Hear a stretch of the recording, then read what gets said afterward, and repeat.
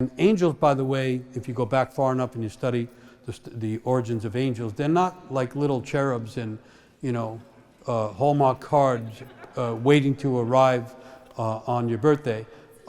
Angels are intermediary beings between the divine and the human. That's what they're supposed to be like. And so there's another old story, rabbinical story. It says when two people meet, if their souls find the spark of friendship between them, then in the moment of that meeting, an angel is born. Imagine if two people meet, not, certain kind of circumstances, and they get together, they could create a child.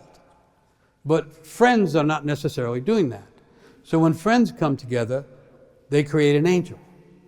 And so there's something is put into the world of an angelic quality, of an inspired, beautiful quality by two people becoming friends.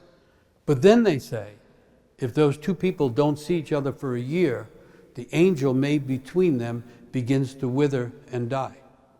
And so people used to always try to see their friends at least once a year to keep the angels of friendship alive. But here's another way to think about it. If a person is going to try and live their actual life, like, the first problem is you don't know what your genius is. The second problem is you know what your genius is. Because now you have to live with it. Right? So if a person is going to live a real life, a life that has meaning and has value, a life that is based on the awakening of what is inside them, what nature gave to them, what God gave to them, what the divine gave to them, then they're going to need friends of the soul and friends of the self, and people who can help keep you on track and tell you when you've gone awry, but also remind you that you have these amazing qualities that the world needs right now. So another aspect of soul is friends of the deep soul and friends of the deep self. And so there has to be an effort made to find friends of the self and keep in touch, or we can wind up going, what am I here for, what it's worth? And isolated, we lose the conviction of the value of our own worth. And we forget that we're here to do something meaningful. And I'm trying to say that as though people get older, we have a responsibility to fight for the ideals, to fight for the soul of the world, to fight for imagination, to take risks. People think it's young people that take risks. The elders are supposed to take risks as well.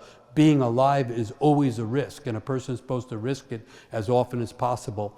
And in order to keep taking risks, we need friends who say, yeah, I see that in you, I respect that in you, I love that about you, and if you're going to take another risk, we're going to support you. So there's a quality of friendship that has the nature of soul in it that's really important.